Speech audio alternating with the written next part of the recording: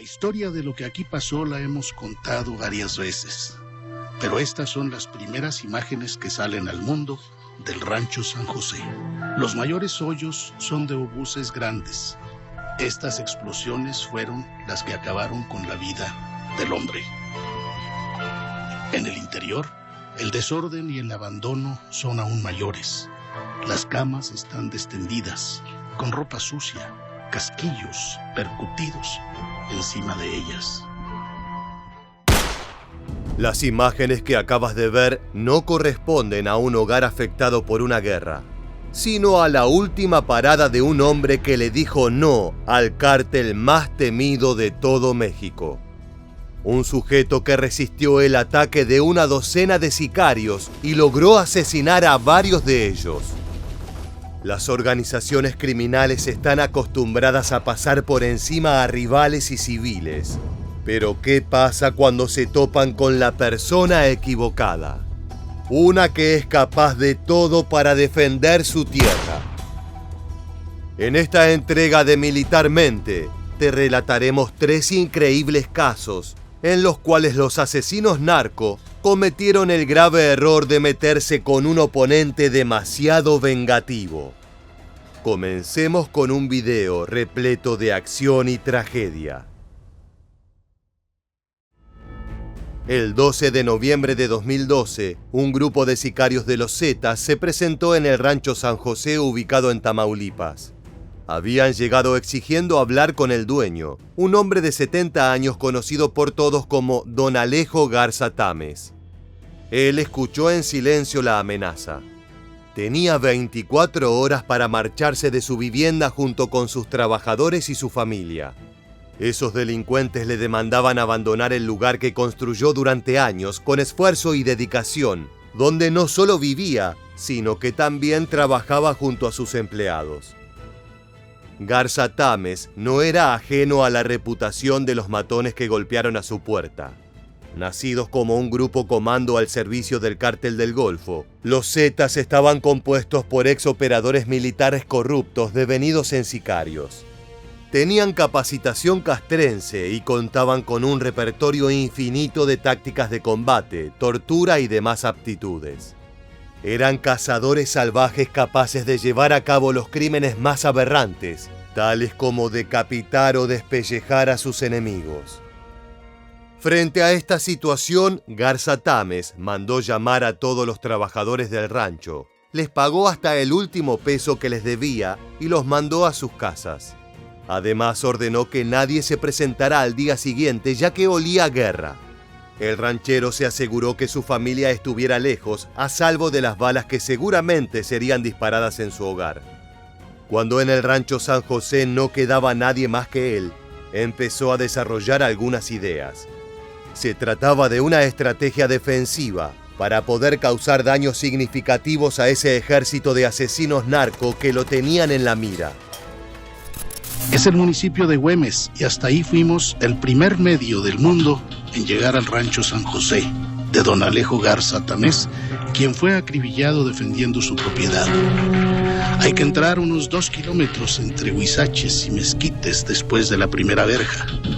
De vez en cuando un venadito huye y se oculta. Luego de una segunda verja se encuentra propiamente el rancho. No parece en nada una casa de campo de un nuevoleonés exitoso empresario. Es más bien, es una casita pequeña, modesta. San José era un rancho de 2.000 hectáreas ubicado a unos 15 kilómetros de Ciudad Victoria, Tamaulipas. Semejante lugar era un punto estratégico para que los Zetas pudieran almacenar cargamentos ilegales provenientes de diversos puntos del país. Era una vivienda espaciosa que podía ser transformada en refugio de bandidos sin demasiados problemas. Pero los delincuentes no conocían toda la información.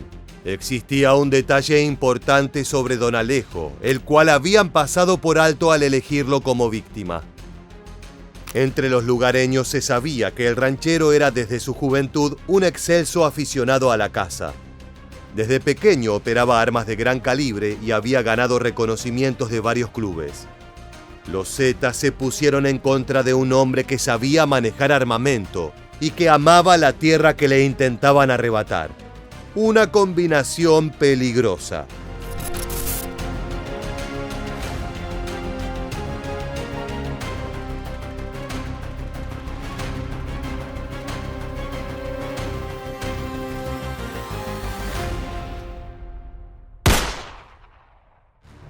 En la noche del 13 de noviembre, unas 12 camionetas llegaron al rancho San José. A bordo de ellas viajaba un grupo de sicarios Z bien armados con piezas de alto poder, desde fusiles de asalto a subametralladoras. Los criminales anunciaron su entrada con ráfagas de los fusiles soviéticos AK-47. En medio de ese espectáculo, un tiro que salió de la casa principal les advirtió que el rancho aún no era suyo. Había un necio que no se había marchado.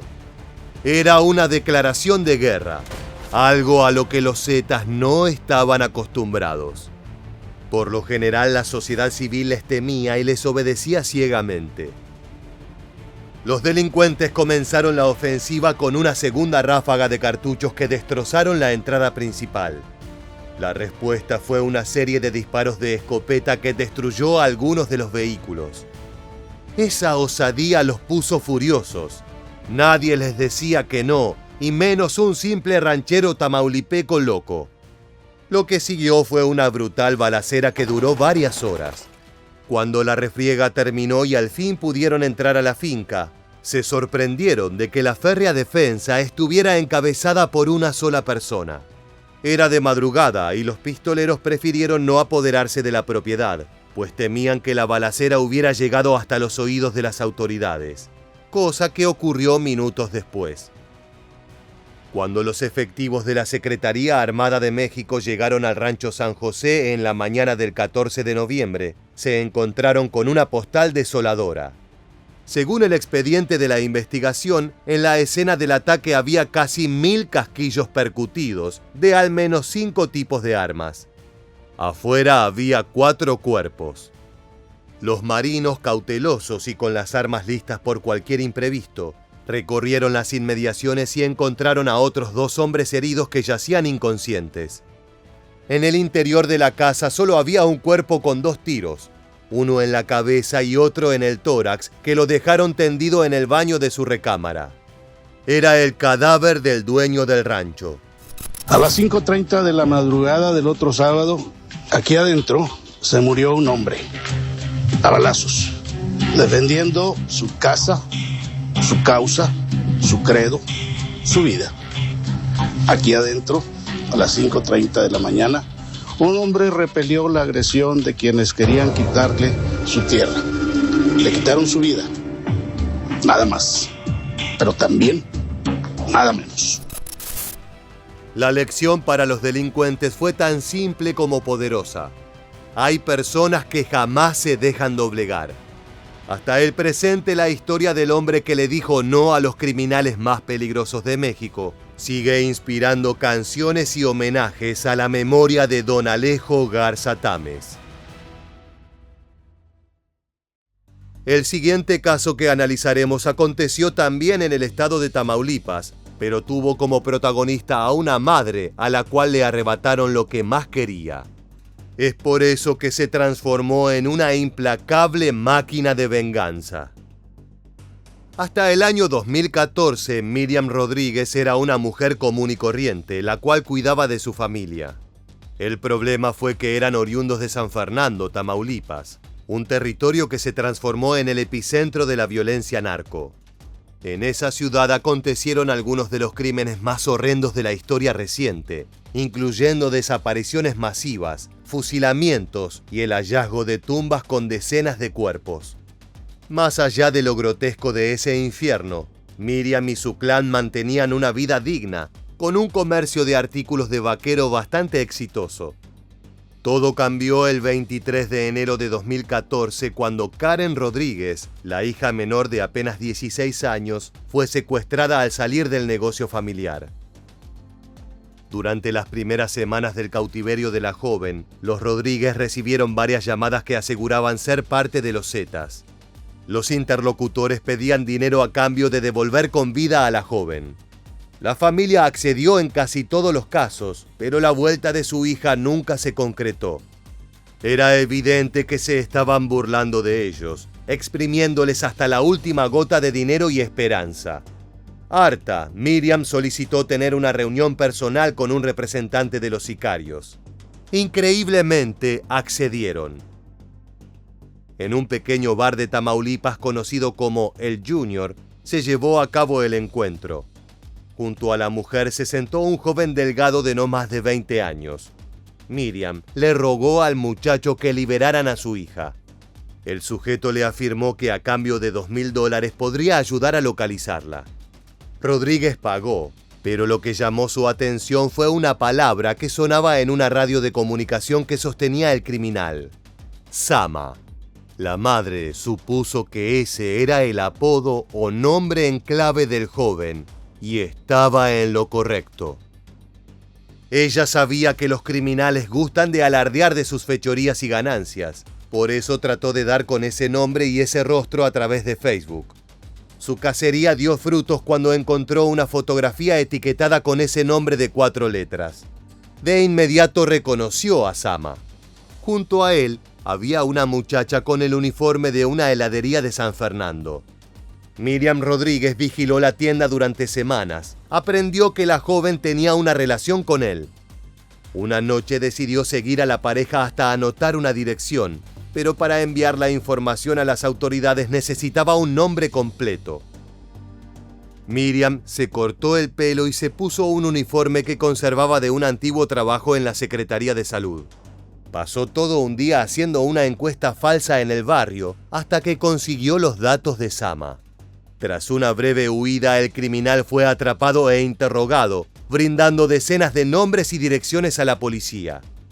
En muchos casos fue la mismísima Miriam la que se encargó de apuntar los nombres y realizar las averiguaciones.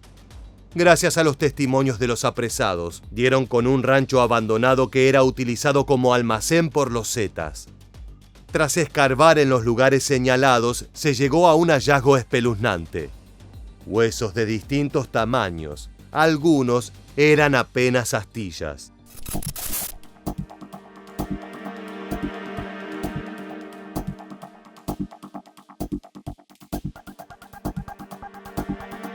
Miriam encontró allí pertenencias de Karen, por lo que estaba segura de que su hija había pasado en ese rancho las últimas horas de su vida. Luego de varios meses de exámenes genéticos, la ciencia le dio la razón. La familia Rodríguez por fin podía comenzar su duelo, aunque la matriarca no estaba dispuesta a parar. Ella continuó investigando a otros posibles autores del crimen. Con el correr de los meses, llenó un maletín con pistas. Algunos culpables estaban muertos, otros en prisión. Los que seguían en libertad intentaban construir una nueva vida como empleados públicos, repartidores de mercadería, o en el caso de Enrique Joel Rubio Flores, como creyente en el pequeño pueblito de Aldama.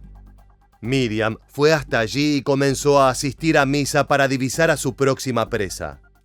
Al cabo de una semana, la policía lo atrapó gracias a la información proporcionada por la implacable mujer. Lo mismo ocurrió con una criminal apodada La Machorra, cuya aprehensión llegó hasta los medios de comunicación. La Procuraduría de Justicia de Tamaulipas detuvo en Boca del Río, Veracruz, a Alejandra N., apodada La Machorra, quien presuntamente participó en el secuestro y homicidio de Karen Alejandra, hija de Miriam Rodríguez. En un lapso de 3 años, Rodríguez capturó a varios de los culpables del crimen de su hija. Uno a uno fueron cayendo ante la furia de una mujer común y corriente que fue llevada al límite. En total atrapó a 10 personas, todas recibieron condenas. El problema es que en su búsqueda se transformó en una figura pública, un blanco demasiado fácil para la venganza de los Zetas. En marzo de 2017, casi 40 convictos se escaparon de un penal en Ciudad Victoria, donde se encontraban los asesinos de Karen. Rodríguez se preocupó y le pidió protección al gobierno. Debido a la fuga de los reos secuestradores, hubo una fuga masiva de reos, todos sabemos. Debido a en esa fuga masiva se fugan 2 reos de los secuestradores de mi hija. Uno fue recapturado, pero uno aún sigue libre. A raíz de eso, yo también pedí seguridad en lo que este reo fuera recapturado, que hasta fecha no ha sucedido. La policía dijo que enviaría patrullas a su casa y a su trabajo, pero la promesa fue cumplida solo de forma parcial. La familia Rodríguez no se sentía segura con la protección, pero Miriam no dejó de lado su militancia y siguió ayudando a las víctimas de secuestros en Tamaulipas.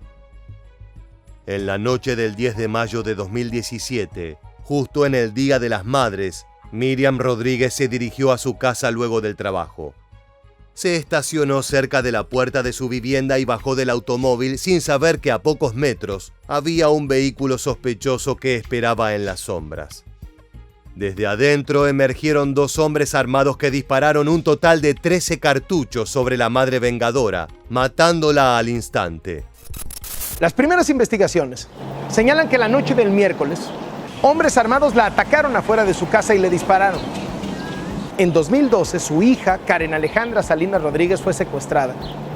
Y 2 años después, la mamá encontró su cuerpo en una fosa clandestina. Desde entonces dedicó su vida a apoyar a mujeres que como ella perdieron a sus hijos. En marzo pasado, luego de la fuga de 40 reos del penal de Ciudad Victoria, Tamaulipas, Miriam Elizabeth Rodríguez acudió a la Comisión Nacional de Derechos Humanos para pedir protección, porque entre los presos que se escaparon estaba el homicida de su hija. Así terminó la epopeya de una mujer que se transformó en símbolo en todo México. Cuando atacaron a su familia, los Zetas jamás imaginaron que se iban a ganar una enemiga formidable, quien terminó poniéndolos tras las rejas. El último caso que analizaremos en esta entrega es una suerte de anomalía con respecto a los primeros 2. En esta oportunidad no conoceremos la venganza de simples víctimas, sino la de un peligroso y brutal capo narco que perdió lo que más amaba al punto de volverse loco. En 2008, México estaba sumido en una sangrienta guerra entre cárteles narco. Las masacres y atentados eran cosa de todos los días. El Estado era incapaz de contener semejante violencia. Uno de los frentes responsables del caos era la organización Beltrán Leiva, y en su lista negra se encontraba Manuel Torres Félix, alias el M1, colaborador histórico del cártel de Sinaloa y figura central de sus operaciones. Es por eso que planearon un golpe que seguramente lo destrozaría. El 19 de abril de 2008, Atanasio Torres Acosta, alias El Tachio, hijo del M1, conducía su automóvil por las calles de Sinaloa. Junto a él estaban su esposa y su hermana de 4 años, Alondra Torres. De repente el paseo familiar fue interrumpido por un grupo de hombres armados que abrieron fuego contra ellos. La ráfaga de balas fue brutal. Tanto el vehículo como el conductor de 21 años quedaron irreconocibles luego de los impactos. Milagrosamente la pequeña Alondra sobrevivió, pero el resto de los ocupantes fallecieron al instante. Años después, la niña, ya como una joven adulta, recordó aquella experiencia brutal. En el brazo tuve un accidente hace 13 años más o menos, donde falleció mi hermano. No me gusta mucho entrar en detalle en eso, pues siempre he evadido, no la he evadido, pero no me gusta responder a detalle por... No me gusta recordar, pues. Tuyas, sí, pues ya son más personales, pues, pero... Fue un accidente. Sí, un accidente que tuve hace 13 años y pues no me gusta entrar mucho en detalle en eso. Volvamos a lo acontecido en el pasado brutal de la familia. Luego de algunas averiguaciones, los hombres del M1 descubrieron que los autores del ataque fueron los Negros, un brazo armado del clan Beltrán Leiva a cargo de Edgar Valdés Villarreal, alias La Barbie. Villarreal era un sujeto de origen estadounidense que se convirtió en una pieza fundamental, ya que era experto en la gestión de grupos armados. Su zona de operaciones comenzó en Tamaulipas y más tarde amplió su influencia a Nuevo León y los estados de Coahuila.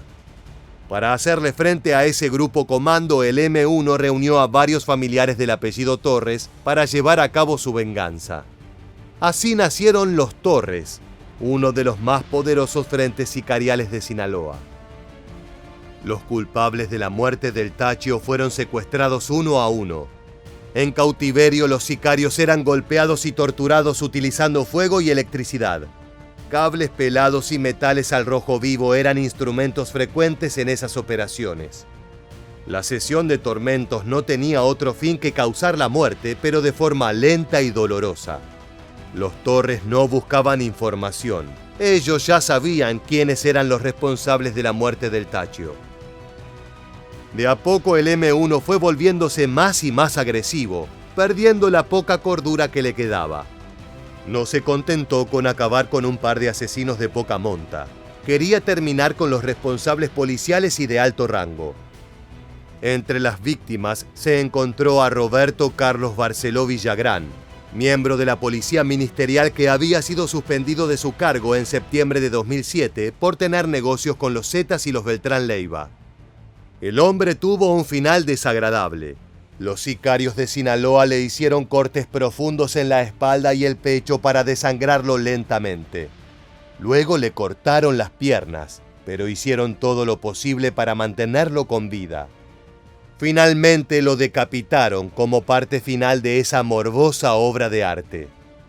El cuerpo fue abandonado dentro de un automóvil, junto a partes de otras víctimas no identificadas.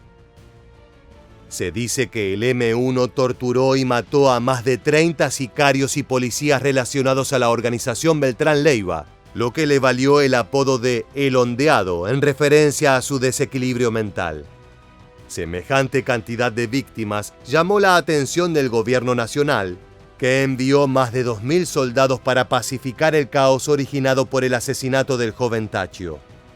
Las operaciones antinarcóticos se hicieron cada vez más frecuentes, y en un allanamiento las autoridades lograron dar con fotos del M1, lo que facilitó su captura.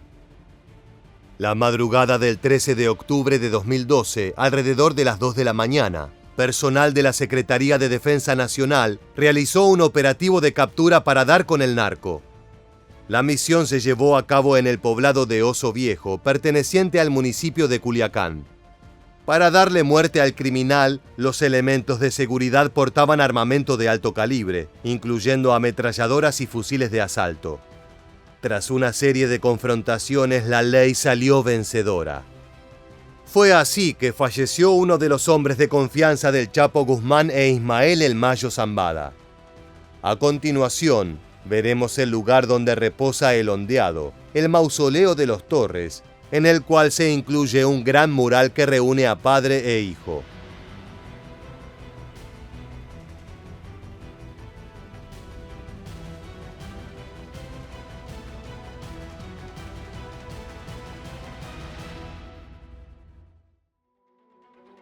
Como te adelantamos en la introducción, los frentes narco están acostumbrados a llevarse el mundo por delante.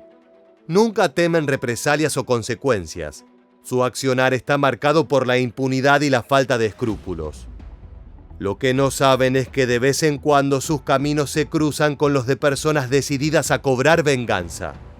Ya sea un ranchero honrado, una madre sedienta de revancha o un narco sádico, hay que tener cuidado con quién te metes. De esta manera llegamos al final del video. Si te gustó este contenido, te invitamos a suscribirte y activar las notificaciones.